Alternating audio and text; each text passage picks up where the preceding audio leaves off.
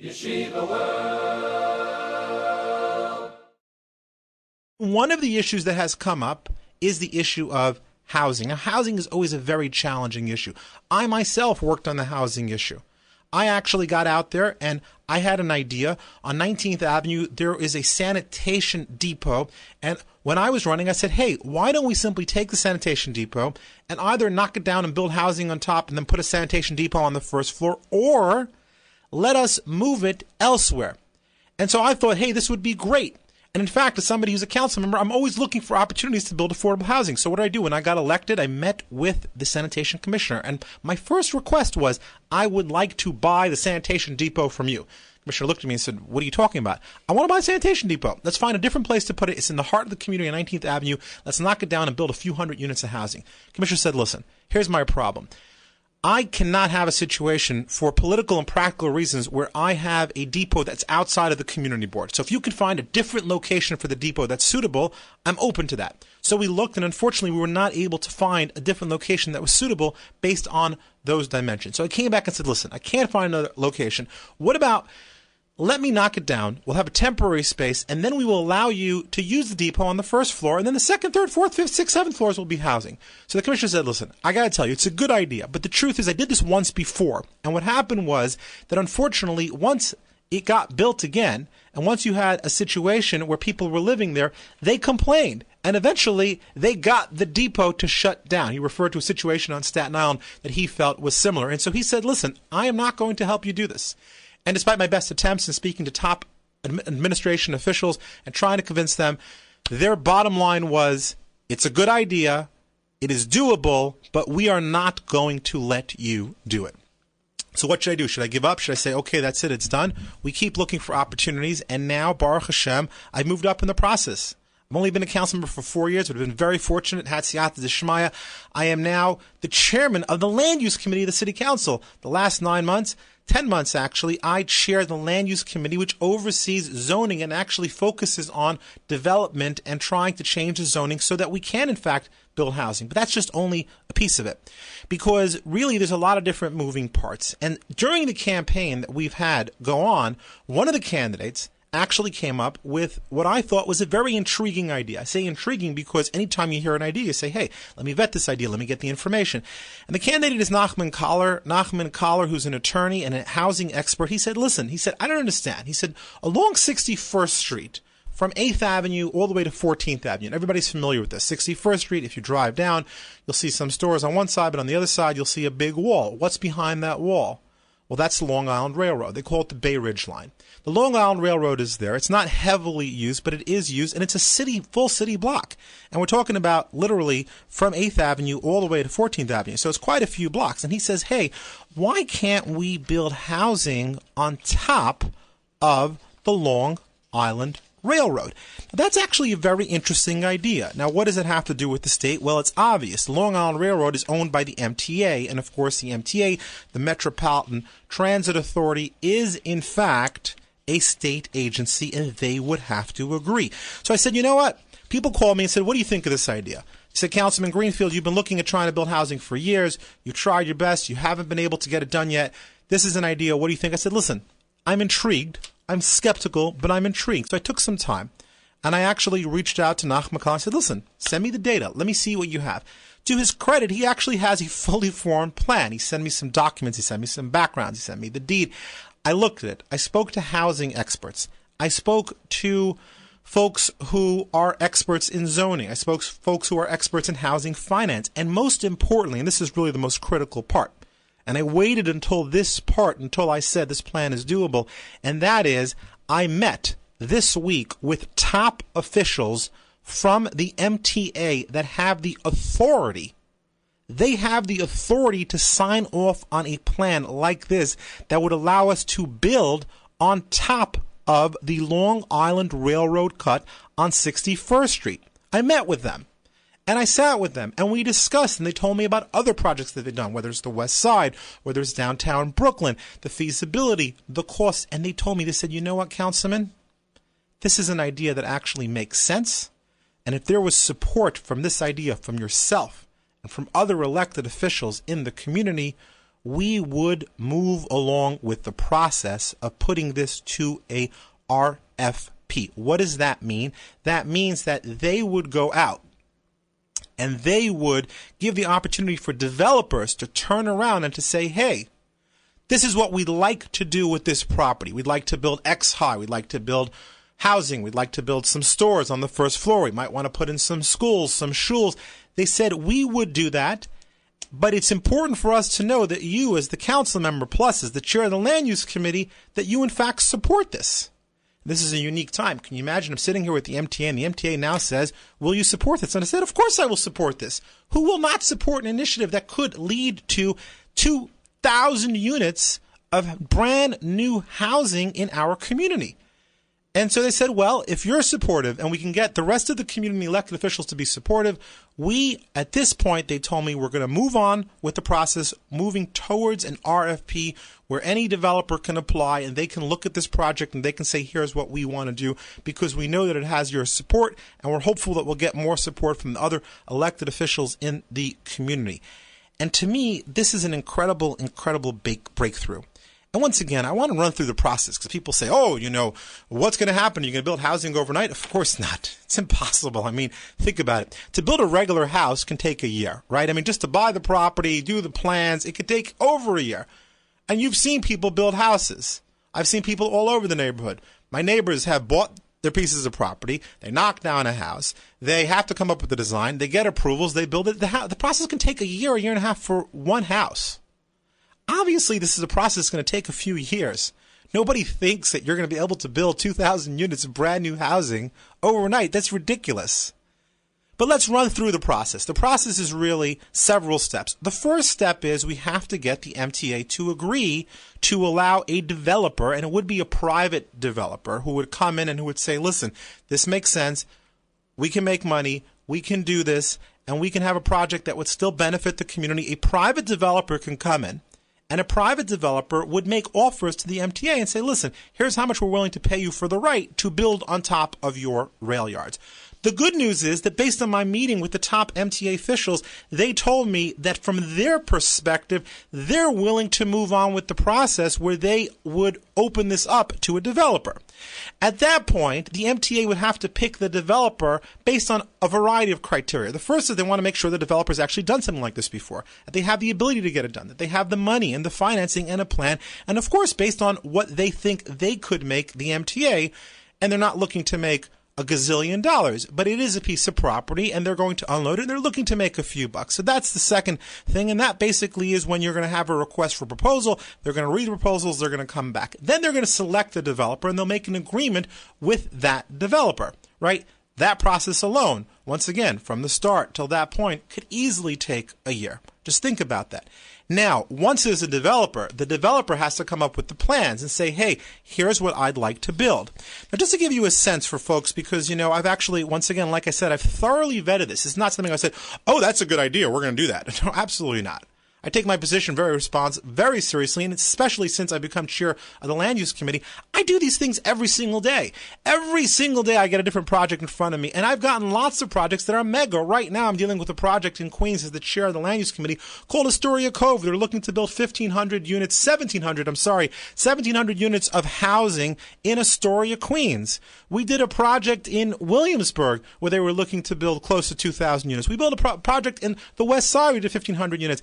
This isn't chalamis, this is practicality. We see this every single week. You know, sometimes you have to tell people, well, you know, if we could invent cars and we could invent planes and we could put a man on the moon, we could get this done. No, please, this isn't such a big stretch. There are massive developments all over the city that are getting built every single year in this city. Literally developments with thousands of units from 1,500 to 2,500 units. Every single year, we see 3, 4, 5 a year of these projects. So this is something that is actually very doable and quite frankly is done all the time. So let's just talk about the logistics just so people understand. So we're talking about 61st Street, right? I mean, that's really what we're talking about, and this is where it will be abutted. When you think about it, the major swath over here, and the part that would be very significant, is 8th to 9th Avenue, 9th Avenue to Fort Hamilton, Fort Hamilton to 10th, 10th to 11th, 11th to 12th, 12th to 13th, 13th to 14th. Right? So a lot of people say, well, how are you going to build that much? The answer is that we're looking over here at 7 blocks. We're not talking about jamming everything into one neighborhood, right? We're not talking about 1 block. We're going to have 2,000 units.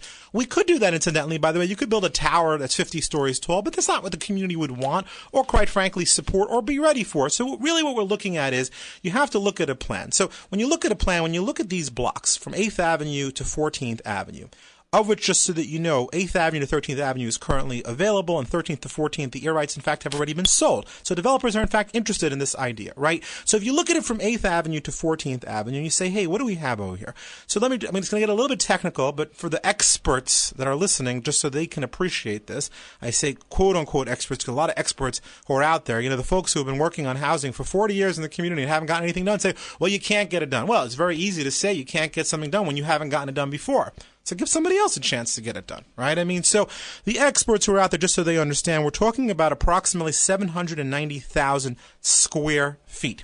Now, how does that work, right? So the zoning is very interesting, which is that every single property in New York City is zoned, which means that, for example, your house, you can't knock down your house and make a supermarket.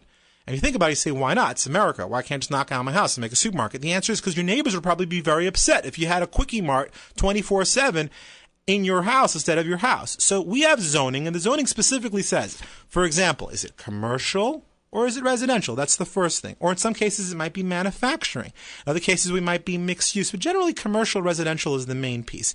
So if you have a residential, you might have something called a commercial overlay, so that you can have on the first floor stores, and then on top of that, you could have housing units. So really, if you look at something like this, probably what would make the most sense, and I'm not committing to this earlier, I just want people, especially those quote-unquote experts who are listening, to understand, you'd be looking at something, for example, like an R7A. So what's an R7A? An R7A basically means that you can build for FAR. So what does FAR mean? FAR is the floor area ratio.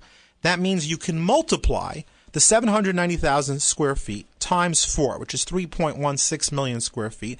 And then you can divide that by, let's say, 1250, which is the average size of an apartment, 1,250 square feet. And then you'll find out that you're left with approximately 2,600 apartments. Okay, that's a pretty big deal. Now, you don't have to maximize. You don't have to build every apartment. I'll tell you why. Because this requirement, because a lot of people have called me and said, well, what about the parking? Well, guess what? The R7A zoning requires 50% parking. So if you're going to have 2,000 units, you're going to have 1,000 parking spots. So don't worry about that. That's not an issue at all. And once again, a lot of this is next to public transportation, and this is a major road, and you've got buses and subways. So 1,000 parking spots should certainly suffice over here in this area. So when you're looking at something like this, and you're talking about it, and you're saying, okay, we can build up to 2,600 or so units, right? You don't have to maximize 2,600 units because you might want to have some space, you might want to have some open space, you might want to build a shul, you might want to build a community center. So let's talk about it practically. A developer will look at it and say, okay, I'll build 20% less, that's 2,000 units. 2,000 units is a lot of units.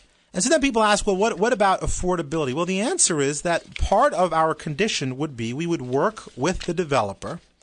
We'd work with the developer to make sure that this housing is mostly affordable. So what does that mean when you say affordable?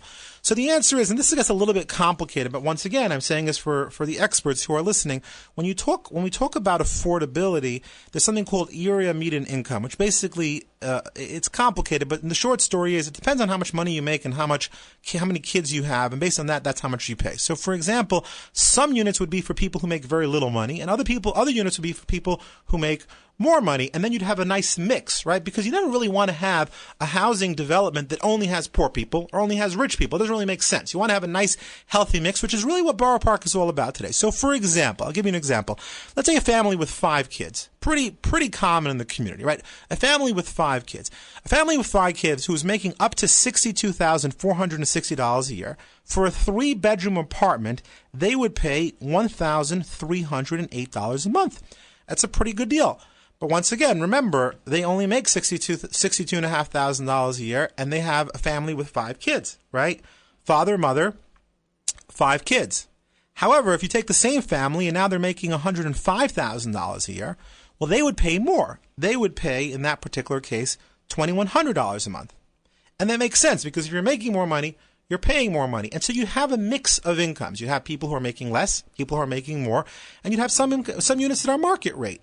But ultimately, a lot of people would benefit because let me tell you something about Borough Park. The people who are making $100,000 a year, they can't find affordable housing. They're looking at 3 bedrooms that are going for $2,800, $2,900, $3,000 a month. If they're lucky, they can even find it. Many of them can't even find it. And certainly the people who are making $65,000 a year, they definitely can't find the housing. And for them, there's no way they could ever find a unit for $1,300. It's impossible. So that's really what you would end up with. You'd end up with a very nice mix of units. A very nice mix of units. So now, a lot of people, and I'm going to take your questions, by the way, in just a couple of minutes because I want people to call in. We want to encourage a vigorous debate on this issue. We're talking about the bold housing plan proposed by Nachman Collar. And once again, I just want to make it clear, I'm not endorsing in this race, similar to the mayor's race. I have a lot of friends. I had a lot of friends running in that race. I certainly respect both candidates running in this race, but I'm talking about an idea that's been proposed by one of the candidates, which is legitimate. So let's just talk about some of the questions that people have asked. The first thing that people ask is to say, why do we need more housing in Borough Park? Let them move. Well, the reality is that a lot of families who live in Borough Park, they want their kids to live there. They want their grandkids to live there. A lot of people who live in Borough Park, they want to live next to their Rebbe. They want to live next to their Rav. It's a very unique neighborhood, right? I mean, so especially if you're a chassid, for example, right? You want to be next to your Rebbe. You don't want to be 5 miles away walking to shul in Borough Park. It's very unique. It's not comparable to other communities. People really want to live in the community. And that's something that I think is incredibly important for people to understand. So folks, listen, here's actually what I'm going to do. I'm going to open up the lines. I want people to call in 718-303-9090, 718-303-9090. You can call us live right now at Councilman David Greenfield. We're going to be talking about the housing plan that has been proposed by Nachman Collar. It's a unique plan. It's something that I have vetted, and while I'm not endorsing Nachman Collar or Assemblyman Dov Hikind, I think they're both qualified candidates, and you should decide. I am, however, supporting the plan because I think that we desperately need more housing. Now, folks, I want to just make it clear. We're talking about housing. I don't want people to come and knock either one of the candidates. I know it's a few days before Election Day. People feel passionate. This is not the show. We're not going to use this as a forum to attack people. That's not what we do. We've never done it before. We're talking about one issue, which is a unique idea that's been brought up to the community, that the idea that I'm supporting, which is let's build more housing. 718-303-9090, 718-303-9090. So just to finish the process, what happens then is that we would look at changing the zoning. The zoning would allow for more FAR. There would be certain building height restrictions. For example, on a R7A, you could not build more than 8 stories high. You'd have to obviously have parking, like we'd explained. 50% of the units would have to have parking. And then you would begin the Euler process, which is the land review process. And the land review process that we would review would go to city planning. And then once city planning certifies it, it will go to the community board, the borough president, back to city planning.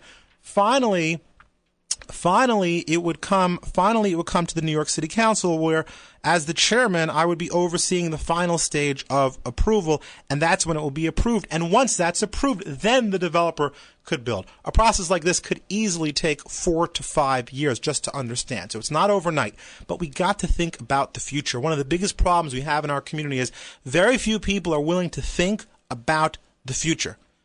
This is our community. We hope to live here for many, many more years and generations. Emir Hashem. We need to start thinking about housing for the future, and that's what we're doing here today. Rifki from Flatbush, you're live on the air with New York City Councilman David Greenfield. What's your question or comment about the housing plan in Borough Park?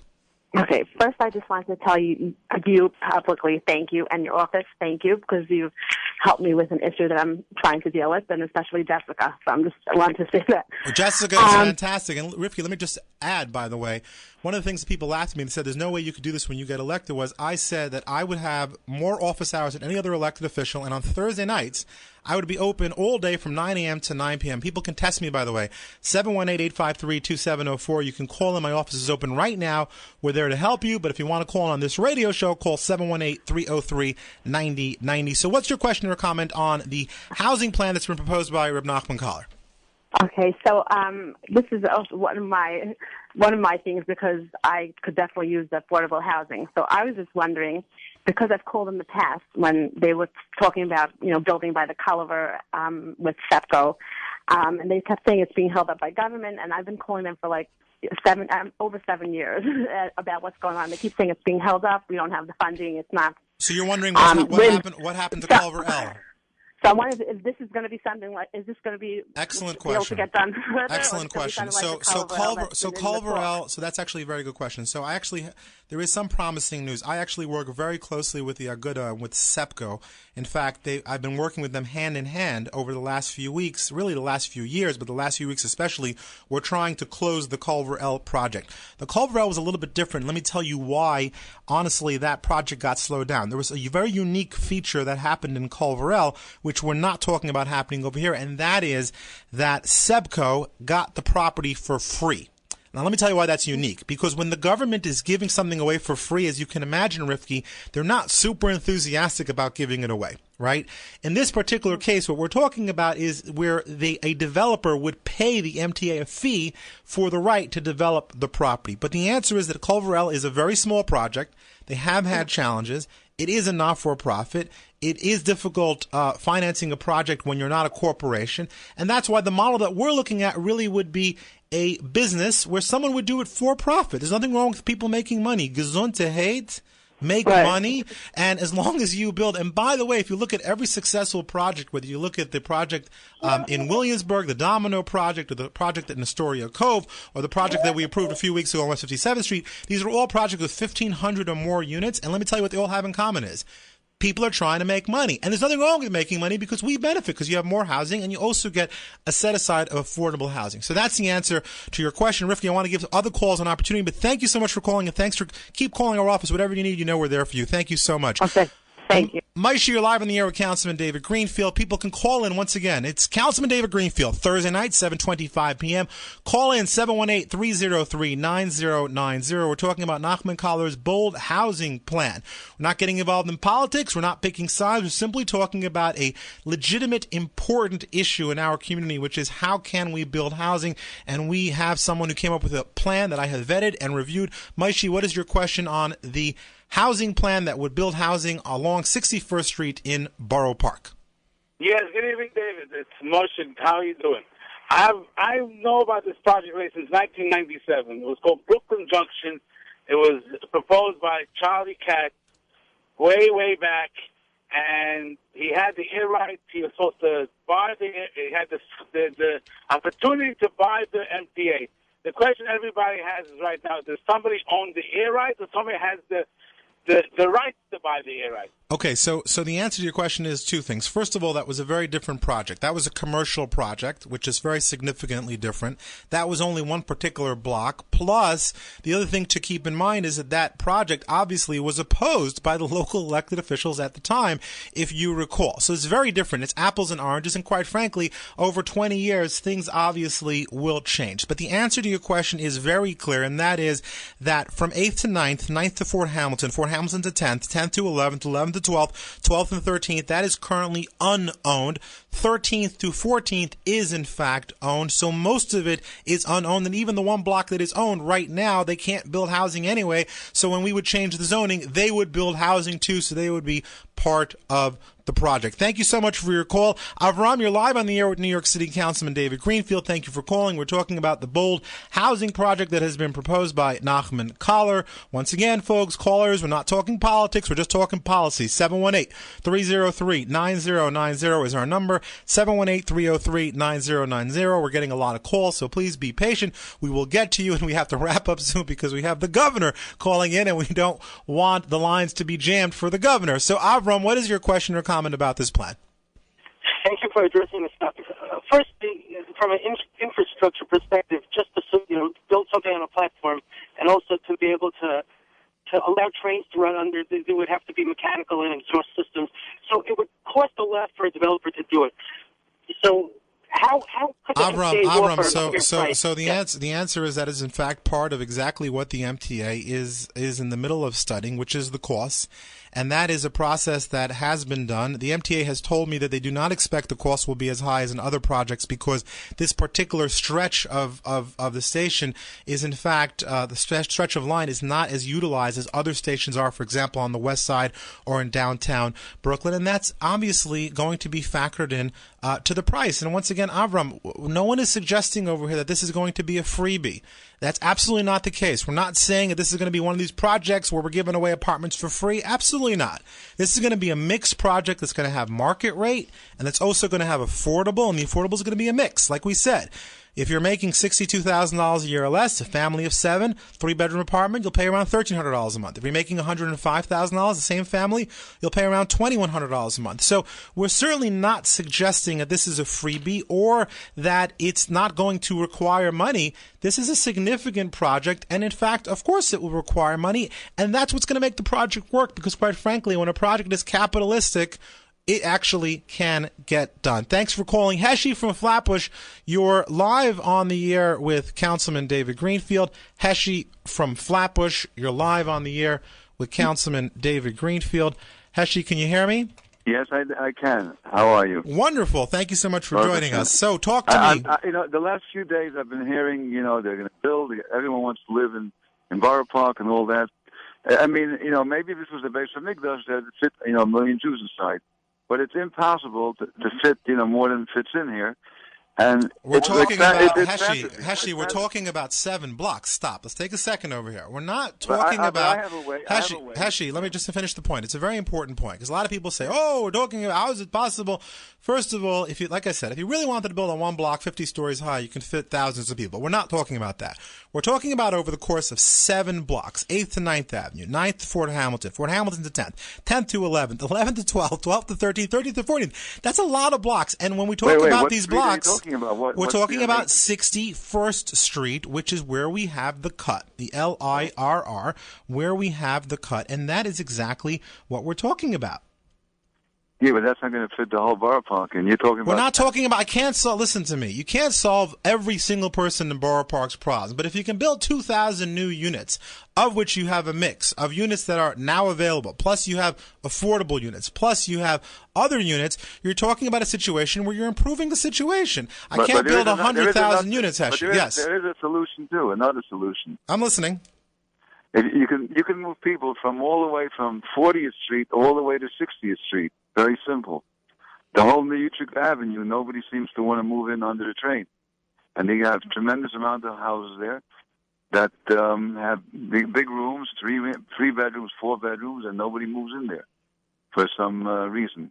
Okay, but Heshi, I hear what you're saying, but I can't. Live in the basement. Heshi, I hear you, but I can't force people to move into New Utrecht. If we build brand new housing, people will be excited. I'm asking you about this specific concept. Over the course of 7 blocks, to build 2,000 units of brand new housing, I just said it could take 4 or 5 years. It's not overnight, but our housing crisis is not disappearing. We got kids, we got grandkids coming out of horror. People are coming to Borough Park from around the world.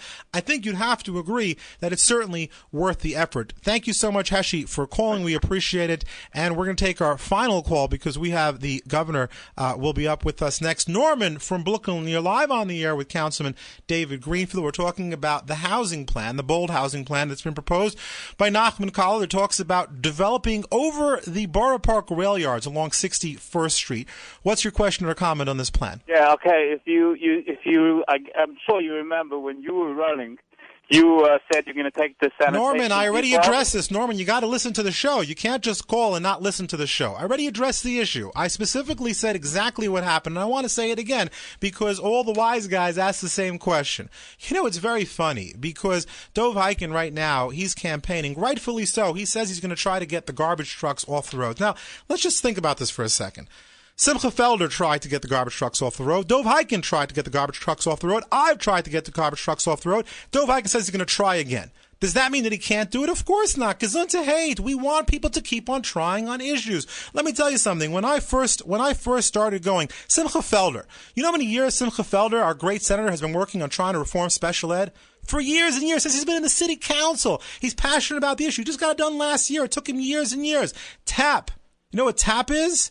TAP is a project that Dov Hikind, in his own press release, said he worked on for 10 years. So should he have given up? Of course not. Priority 5. I spent 4 years in the city council until I got money back for Priority 5. I got $10 million back. Parks, it took me 4.5 years to get $15 million for every single park. Parking tickets, it took me time to pass laws.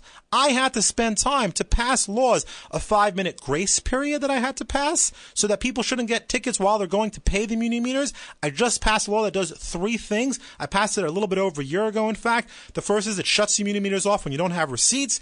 It specifically shuts the muni meters off when it's no longer in function. So, for example, after 7 o'clock, so people shouldn't accidentally put in money. And it also allows to prepay. It also allows you to prepay the meters. And in fact, that's something that was very publicly announced. That's not happening right now. But in Meretz Hashem, it's going to be happening after my legislation, Local Law 49. It will be happening later in next year. Things take years. So the idea that I tried something and I wasn't able to do it, what should I do? I should give up? I did everything I could. I did it in good faith. I had an idea. I went to sanitation department. I tried to convince them to sell me the depot so that I could build housing on top and underneath I could put it in the depot. And they said no. They said absolutely not. And I appealed and I went to the deputy mayor and to the top officials and they all said no. What am I supposed to do? I should quit. That's it. Go home. That's not the American spirit. It's not the spirit that any elected official has. If at first you don't succeed, try again. And in this case, we have a unique situation. The MTA has actually said yes. They said we're willing to do it. We're willing to work with you. So we have a yes. And I'm the chairman of the land use committee. So I have major influence over zoning in the city of New York. So I can help get it done as well. So I don't like the defeatist attitude. It's a little bit disappointing, right? I mean, I actually believe that we have to keep fighting on the tuition crisis. I know others do as well. So should we give up because we haven't been able to solve the tuition crisis? Of course not. Should we give up because we haven't been able to solve the fact that there are poor people in the community? Of course not. Should we